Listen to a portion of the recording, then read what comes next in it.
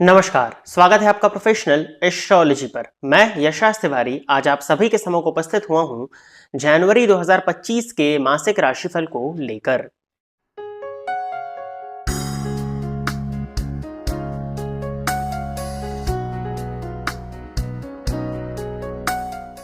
इस राशिफल के कार्यक्रम में हम चर्चा करने जा रहे हैं कि आपका ये मंथ कैसा होने वाला है, क्या लाभ और क्या हानि आपको इस मंथ में देखने को मिलने वाले हैं। साथ ही साथ आपका इस मंथ में करियर कैसा होगा, आपकी लव लाइफ कैसी होगी, आपकी मैरिड लाइफ कैसी होगी, यदि आप स्टूडेंट हैं तो आपकी लिए पढ़ाई की स्थिति इस मंथ में क्या रहने वाली है, आपका करियर और आपकी फाइनेंशियल कंडीशन इस मंथ में क्या होने वाली है। जैसा कि आप सभी दर्शक जानते हैं कि जो मासिक राशिफल का कार्यक्रम होता है वो ग्रहों के गोचर पर आधारित होता है। जनवरी 2025 में 4 ग्रहों का राशि परिवर्तन होने वाला है। सूर्य हर मंथ की तरह 14 जनवरी 2025 को मकर राशि में प्रवेश करेंगे, जिसको कि मकर संक्रांति के नाम से जाना जाता है। मंगल 21 जनवरी 2025 को मिथुन राशि में प्रवेश करने वाले हैं। बुध 4 जनवरी 2025 को धनु राशि में प्रवेश करेंगे और शुक्र का गोचर 28 जनवरी 2025 के दिन होने वाला है, जो कि अपनी कुंभ राशि को छोड़कर के मीन राशि में प्रवेश कर जाएंगे। तो इन्हीं ग्रहों के गोचर के आधार पर हमारा ये आज का राशिफल का कार्यक्रम होने वाला है। और यह राशिफल का जो कार्यक्रम है ये आपकी चंद्र राशि पर आधारित है, यानी कि आपकी जन्म कुंडली में चंद्रमा जिस राशि में बैठे हैं वही आपकी चंद्र राशि है।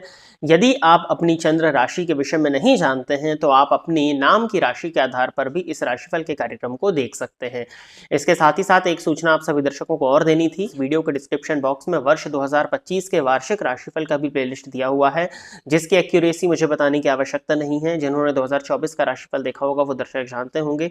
काफी एक्यूरेट राशिफल 2025 का आप सभी दर्शकों के लिए हमारे इस चैनल पर ऑलरेडी अपलोड किया जा चुका है। इसका लिंक भी आपको वर्तमान समय में आई कार्ड पर देखने में मिल जाएगा।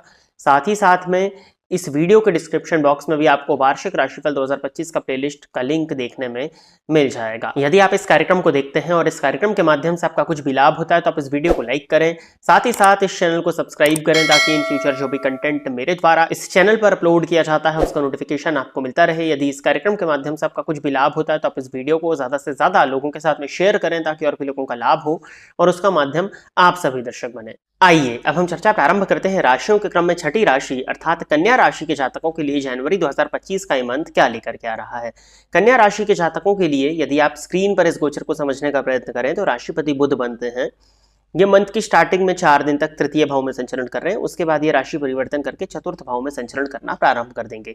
राशिपति का चतुर्थ भाव में जाना आपके लिए कई मामलों में अच्छा होगा, क्योंकि जब बुध 4th हाउस में संचरण करेंगे तो कहीं ना कहीं आपके सुख सुविधाओं में वृद्धि होगी। भूमि भवन या वाहन को लेकर के यदि किसी तरह की परेशानी चल रही थी तो वो परेशानी अपने आप सॉल्व होती हुई दिखाई दे रही है।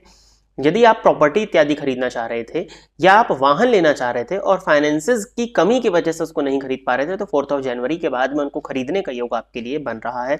आपके लग्जरीज में वृद्धि, यदि आपके माता के स्वास्थ्य में परेशानियां थी तो 4 जनवरी के बाद में उन परेशानियों में काफी हद तक कमी देखने में आपको मिल जाएगी।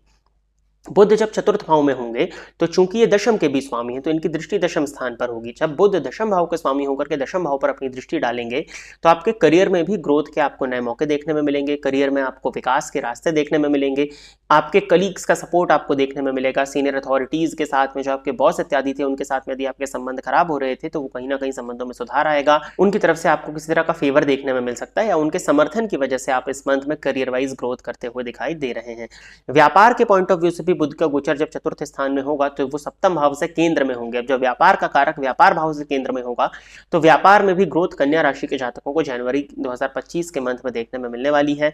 व्यापार का विस्तारीकरण यदि आप करना चाह रहे थे तो वो आप जनवरी मंथ में कर सकते हैं। व्यापार में ग्रोथ, पार्टनरशिप में यदि आपका व्यापार है तो पार्टनर के साथ में जरूर कहीं ना कहीं संबंधों में परेशानी आप महसूस करेंगे, बट उसके अलावा व्यापार में ग्रोथ ही होने वाली है। यदि आप इंडिपेंडेंट बिजनेस करते हैं तो आपको व्यापार में इस मंथ में कहीं कोई परेशानी देखने में नहीं मिल रही है।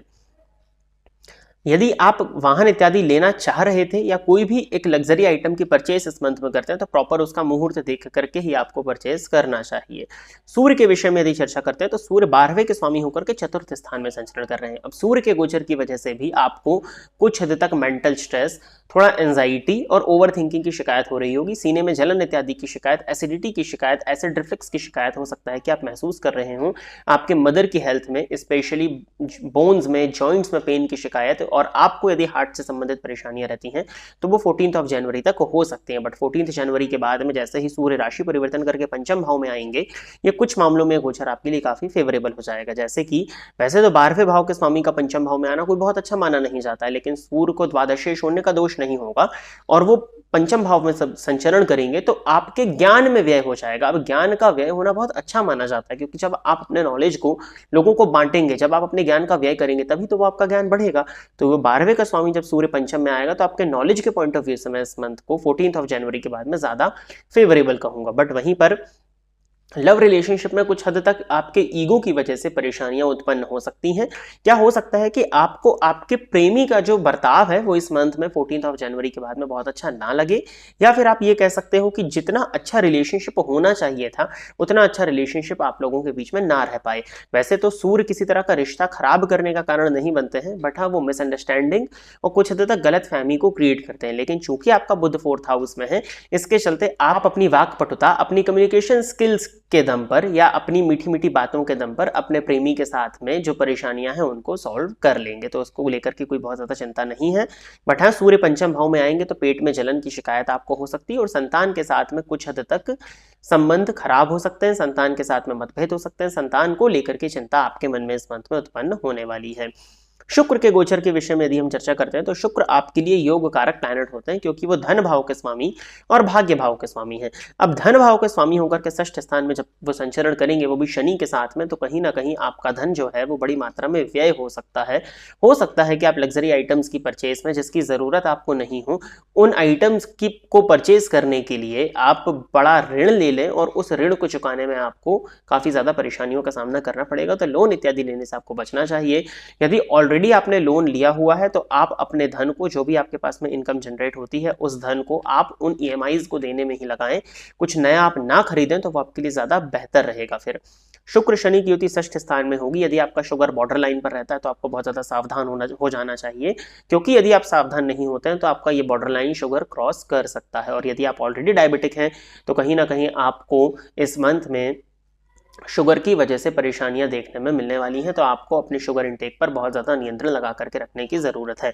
यदि आपका वजन इत्यादि भी बढ़ रहा है तो खान पान पर थोड़ा सा कंट्रोल करने की कोशिश करनी होगी अब आपको, नहीं तो वजन की वजह से भी आपको परेशानियां इस मंथ में देखने में मिलने वाली हैं। दाम्पत्य जीवन के पॉइंट ऑफ व्यू से देखा जाए तो दाम्पत्य जीवन औसत दर्जे का मिला जुला ही रहेगा। बस आपको अपने कैरेक्टर पर थोड़ा सा ध्यान देने की जरूरत है। यदि आपका चरित्र थोड़ा सा भी बहकता है तो कहीं ना कहीं उसका असर आपकी मैरिड लाइफ पर साफ देखने में मिल जाएगा। करियर वाइज है गोचर आपके लिए अच्छा है, व्यापारिक पॉइंट ऑफ व्यू से भी अच्छा है। कुछ सावधानियां जो मैंने आपको रखने को कही है उनको आपको रखना चाहिए। मंगल आपके लिए अष्टमेश होकर के 11वें भाव में संचरण कर रहे हैं। अब अष्टमेश होकर के 11वें भाव में संचरण करना और उच्च के समान फल देना कहीं ना कहीं अकस्मात रूप से धन प्रदायक आपके लिए बन रहे थे, तो वो स्थिति आपके लिए अच्छी है। 21 जनवरी तक अकस्मात रूप से धन का लाभ आपको देखने में मिलने वाला है। पराक्रम के स्वामी लाभ भाव में है तो आप इनकम को जनरेट करने के लिए, एक्स्ट्रा इनकम के लिए थोड़ा सा एफर्ट्स करने वाले हैं, जिससे आपको काफी हद तक फायदा देखने में मिल रहा है। बट मंगल के यहाँ होने के चलते बड़े भाई बहनों के साथ में आपके संबंध में कुछ हद तक फ्लक्चुएशंस देखने में मिल सकता है, या हो सकता है कि आपकी वाणी की कड़वाहट की वजह से आपके और आपके सिबलिंग्स के बीच में रिलेशंस में कहीं ना कहीं परेशानियां हो रही हूं। वैसे तो आपको आपके सोशल सर्कल का, आपके सोशल नेटवर्क का लाभ ही मिलने वाला है। तो 21 जनवरी तक आपके लिए मंगल का गोचर 70 to 75% तो फेवरेबल है ही। रिलेशन वाइज थोड़ा सा परेशानियों को लेकर के आ रहा है। 21 जनवरी के बाद में मंगल वक्र अवस्था में ही दशम भाव में संचरण करना प्रारंभ कर देंगे, तो ये कुल दीपक योग का लाभ आपको मिलने लगेगा। तो कहीं ना कहीं आप एफर्ट्स, पुरुषार्थ अपने करियर में करेंगे। बट अष्टमपति बनकर के जब मंगल 10th हाउस में जाएंगे तो फादर के साथ में रिलेशनशिप में परेशानी, फादर को हेल्थ इश्यूज हो सकते हैं। और 21 जनवरी के बाद में आपके क्रोध की वजह से आपके सीनियर अथॉरिटीज के साथ में, आपके कलीग्स के साथ में आपके रिलेशंस बिगड़ सकते हैं। तो क्रोध पर नियंत्रण यदि आपने रख लिया तो मंगल के गोचर से कोई बहुत ज्यादा चिंता नहीं है। मंगल वक्र होकर के पीछे भाव में भी आएंगे तो 21 जनवरी के बाद भी आपको करियर में ग्रोथ ही देते हुए दिखाई दे रहे हैं। लव एंड रिलेशनशिप में गलत फहमी को मत होने दीजिएगा इस मंथ में, ये क्योंकि आपके हाथ में होगा, क्योंकि आपके राशिपति चतुर्थ भाव में है बुध, और आप अपने कम्युनिकेशन स्किल्स, अपनी वाक्पटुता की वजह से अच्छे खराब से खराब रिलेशंस को भी इस मंथ में ठीक कर सकते हैं। इस बात की पॉसिबिलिटी आपके लिए आपकी गोचर कुंडली प्रदर्शित कर रही है। उपाय के तौर पर कन्या राशि के जातकों को विष्णु सहस्त्रनाम का श्रवण करना चाहिए गुरुवार के गुरुवार, और गणेश जी का मंत्र ओम गं गणपतये नमः, इस मंत्र का नित्य एक माला जाप करना चाहिए। और साथ ही साथ में वर्ष 2025 का वार्षिक राशिफल जो कि हमारे चैनल पर ऑलरेडी अपलोड किया जा चुका है, उसको जाकर के सुन लीजिएगा, और उनमें जो उपाय बताए हुए हैं उनको इस मंत्र से ही आप यदि करना प्रारंभ कर देते हैं तो ये करना आपके लिए काफी ज्यादा मैं बेनिफिशियल देखता हूं। तो प्रिय दर्शकों, ये था कन्या राशि के जातकों के लिए जनवरी 2025 का राशिफल। आशा करता हूं कि कन्या राशि के जातक मेरे द्वारा बताए गए इस राशिफल के कार्यक्रम से संतुष्ट होंगे। यदि आप इस कार्यक्रम को देखते हैं और इस कार्यक्रम के माध्यम से आपका कुछ भी लाभ होता है तो आप इस वीडियो को लाइक करें, साथ ही साथ इस चैनल को सब्सक्राइब करें, ताकि इन फ्यूचर जो भी कंटेंट मेरे द्वारा इस चैनल पर अपलोड किया जाता है उसका नोटिफिकेशन आपको मिलता रहे। यदि इस कार्यक्रम के माध्यम से आपका कुछ भी लाभ होता है तो आप इस वीडियो को ज़्यादा से ज़्यादा लोगों के साथ में शेयर करें, ताकि और भी लोगों का लाभ हो और उसका माध्यम आप सभी दर्शक बने। आज के इस कार्यक्रम में बस इतना ही रखते हैं। नमस्कार।